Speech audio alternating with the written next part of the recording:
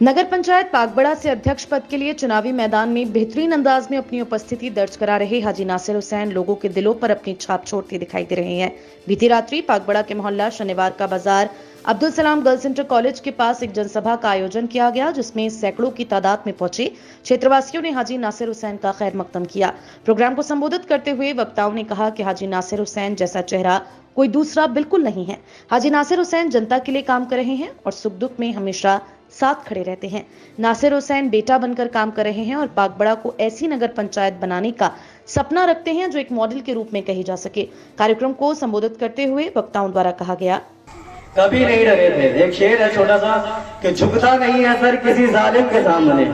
इसको मैं अपनी तरफ से बोलना चाहता हूँ कि झुकता नहीं है सर किसी बीजेपी के सामने। हिम्मत ही ऐसी दे गया सजदा हुसैन का, हिम्मत ही ऐसी दे गया सजदा हुसैन। आप लोग इस वक्त बहुत अहम लम्हों में है, क्योंकि आप डिसाइड करेंगे कि आप आगे जाकर क्या होने वाला है। आप डिसाइड करेंगे कि आप अपने आप को कहां देखना चाहते हैं। देखिए, यहाँ पर हो सकता है किसी और के रिश्तेदार कहीं खड़े हो, कहीं वो उनको वोट देना चाह रहे हो, या किसी भी वजह से आप कहीं वोट देना चाह रहे हो, तो याद रखिए अल्लाह का हुक्म है सूरह निसा सूरह नंबर 4 आयत नंबर 135 के अंदर कि तुम्हें कसम हो सकता है अगर मेरी बात किसी वजह से समझ में ना आ रही हो पागबड़े वालों की, तो बहन जी आप तशरीफ ले आए।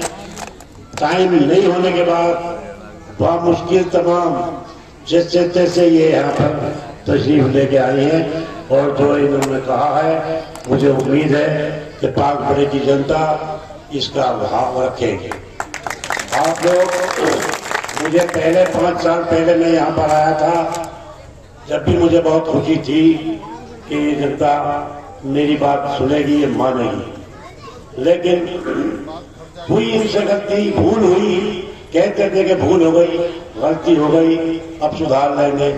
चलो अब सुधार लो। अगर अब के भी ना सुधरी तो 5 साल बाद फिर सुधार लेंगे, और फिर ना सुधरे तो फिर 5 साल बाद सुधार लेंगे।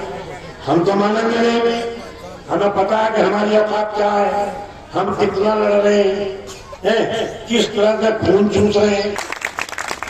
आपके सामने खुले खुले हालात हैं, आपके सामने शाहीन बाग था।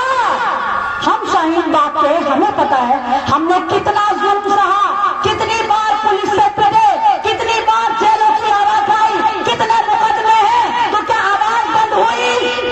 नहीं हुई। वजह यकीन काबिल और आप लोग।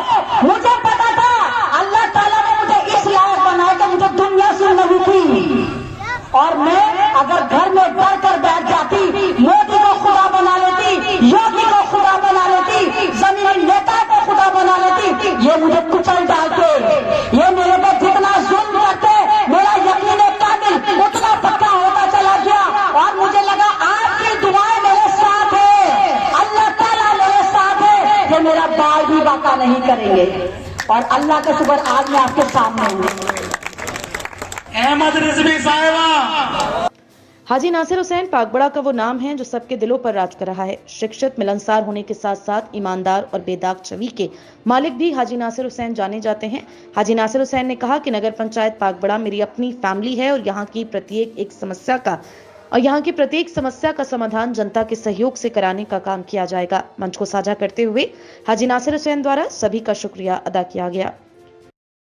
कुछ मेरे दोस्त हैं उधर साइड में, वो मेरे को कहते थे नासिर तुम्हें मालूम है कि यहाँ का निजाम कौन चलाता है? तो मेरे को समझ नहीं आई ये क्या पूछ रहे हैं, क्या मुझे जवाब देना है। तो उन्होंने कहा था कि यहाँ का निजाम आरएसएस चलाती है। मेरे को समझ नहीं आया कि ये आरएसएस का जिक्र क्यों लेकर आ रहे हैं, क्योंकि ये सब मुस्लिम आबादी है और यहाँ पे आरएसएस क्या चला सकती है।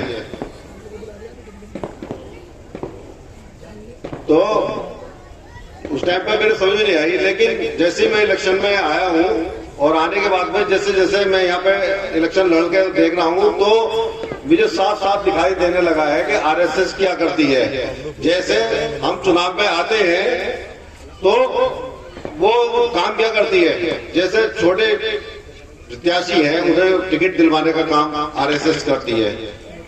जो वहां से कुछ लोग आते हैं जिनसे संबंध होते हैं कि तुम बहुत अच्छा लड़ रहे हो, तुम कमजोर लड़ रहे हो, तुम हम तुम्हें सपोर्ट करेंगे, और किसी को पैसे देके, जैसे एक प्रत्याशी है उन्होंने 40 लाख रुपए देके एक को टिकट दिलवाया, उसे लड़वा रहे हैं, उसे उसके पीछे जा रहे हैं कि ये तो भारी लड़ रहा है कि एक ही बिरादरी में सब 3 जन लड़ रहे हैं, जबकि नहीं लड़ रहे हैं कोई भी यहाँ पे, सिर्फ एक जन लड़ रहा है यहाँ पे, लेकिन उसको भारी कर रहा है कौन? आरएसएस। तो अब वो बात उनकी मुझे समझ में आ रही है कि आरएसएस का काम होता है हमें वोट डलवाना और इसमें सब में भारीपन लाना और अपने प्रत्याशी को निकलवा के साथ ले आना। हम आपस में लड़वाते रहते हैं कि ये भारी, ये हल्का, कैसे जीतेंगे, हम यही करते रहते हैं। ये 3 लड़ रहे हैं, 4 लड़ रहे हैं, क्यों देख रहे हो 4, 5, 6 क्यों देख रहे हो?